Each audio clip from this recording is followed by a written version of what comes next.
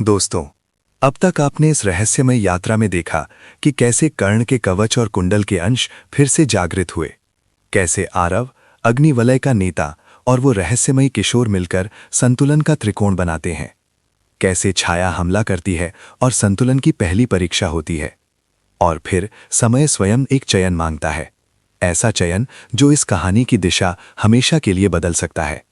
अब कहानी पहुंच चुकी है अपने अंतिम अध्याय में। एक प्राचीन वेधशाला का द्वार खुल चुका है, जहां समय को नियंत्रित नहीं बल्कि संतुलित किया जाता है। और अब सवाल ये है, क्या कोई ये संतुलन की धुरी बनने के लिए अपना जीवन बदलने को तैयार होगा? क्या त्रिकोण स्थायी रहेगा या अंतिम निर्णय सब कुछ बदल देगा?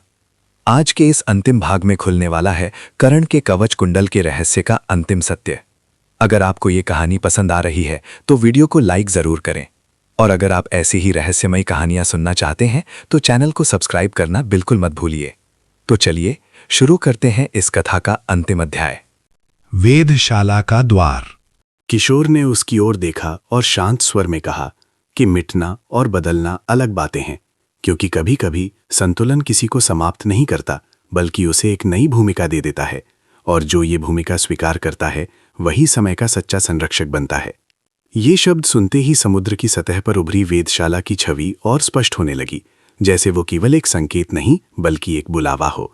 और क्षितिज की दिशा में बादलों के बीच एक हल्की नीली चमक उभर आई, मानो समय स्वयं उस स्थान का मार्ग दिखा रहा हो। आरव ने गहरी सांस ली, क्योंकि अब उसे स्पष्ट हो गया था कि ये परीक्षा केवल शक्ति की नहीं बल्कि अस्तित्व की है। और यदि वेधशाला का केंद्र वास्तव में किसी जीवन से बंधा है तो उस जीवन का चयन त्रिकोण की दिशा हमेशा के लिए बदल सकता है। अग्निवलय का नेता कुछ क्षण मौन रहा और फिर बोला कि यदि ये चयन त्रिकोण के भीतर से होना है तो उन्हें उस स्थान तक जाना ही होगा, क्योंकि बिना सत्य देखे निर्णय लेना केवल अनुमान होगा, और अनुमान संतुलन की नींव नहीं बन सकता। तीनों ने समुद्र की ओर कदम बढ़ाए, और जैसे ही वे आगे बढ़े लहरें असामान्य रूप से शांत हो गईं, मानो जल स्वयं मार्ग बना रहा हो। और कुछ ही क्षणों में समुद्र के बीच एक पत्थरीला मार्ग उभर आया, जो दूर क्षितिज पर दिखाई दे रही उस प्राचीन वेधशाला तक जाता था। वेधशाला विशाल थी, उसकी दीवारों पर समय मापने वाले प्राचीन चिन्ह उकेरे हुए थे, और उसके केंद्र में एक विशाल यंत्र घूम रहा था, जिसकी धुरी पर वही प्रकाश बिंदु धड़क रहा था जो समुद्र की सतह पर दिखाई दिया था। किशोर ने धीमे स्वर में कहा कि यही वो स्थान है जहां समय स्वयं निर्णय दर्ज करता है, और यदि संतुलन को स्थायी बनाना है तो किसी एक को इस धुरी से जुड़ना होगा, क्योंकि ये यंत्र तभी स्थिर रहेगा जब कोई चेतना इसे संतुलित रखेगी। आरव की आंखों के सामने अचानक कई दृश्य चमक उठे, अतीत की रणभूमि, वर्तमान का त्रिकोण और भविष्य की अनगिनत संभावनाएं, और उसने समझ लिया कि ये केवल एक यंत्र नहीं बल्कि समय का केंद्र है, और यदि वो इससे जुड़ता है तो उसका जीवन सामान्य नहीं रहेगा। अग्निवलय का नेता बोला कि यदि ये भूमिका आवश्यक है तो वो भी इसे स्वीकार कर सकता है, क्योंकि उसका लक्ष्य हमेशा शक्ति को नियंत्रित करना था, और यदि समय का संतुलन ही सबसे बड़ी शक्ति है तो उसे संभालना ही अंतिम विजय होगी। पर उसी क्षण यंत्र से उठती प्रकाश रेखा ने तीनों को घेर लिया, और एक गूंजती हुई आवाज पूरे कक्ष में फैल गई। संतुलन को नियंत्रित नहीं किया जा सकता, संतुलन को समझना पड़ता है। और जैसे ही ये शब्द समाप्त हुए, प्रकाश बिंदु 3 भागों में विभाजित हो गया और फिर धीरे धीरे एक बिंदु में सिमटने लगा, मानो वो स्वयं चुनने वाला हो कि कौन उसकी धुरी बनेगा।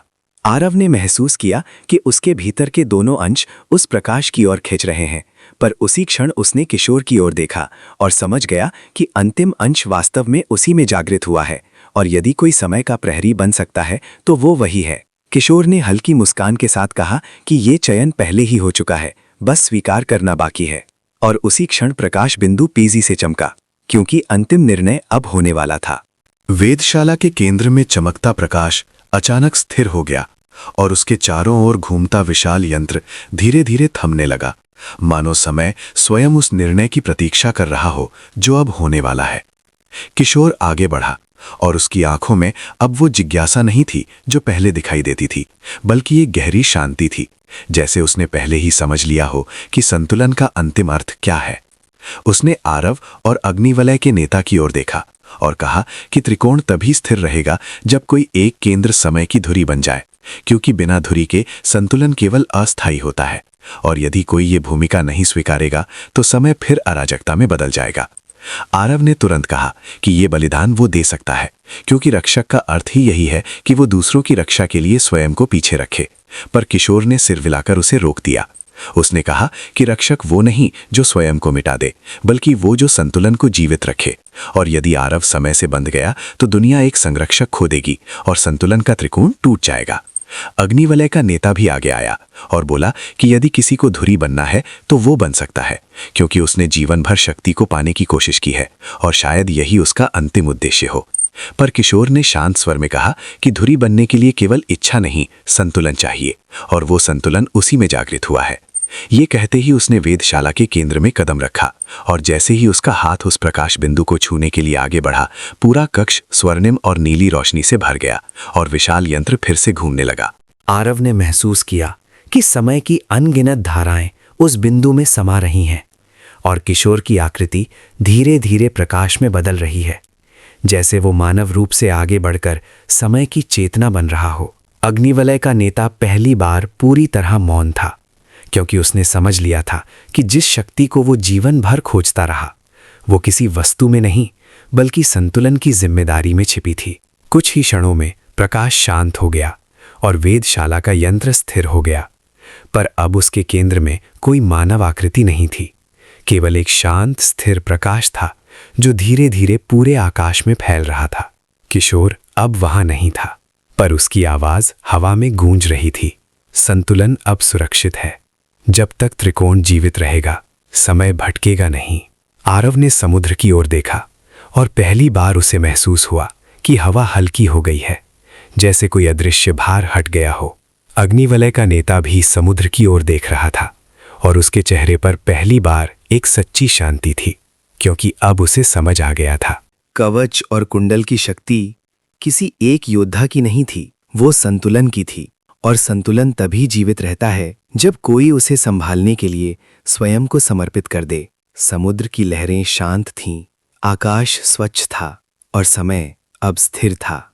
यहीं समाप्त होती है कर्ण के कवच कुंडल की ये रहस्यमयी कथा। तो दोस्तों, आज आपने देखा कि शक्ति का अंतिम रहस्य किसी हथियार में नहीं था, वो संतुलन में छिपा था।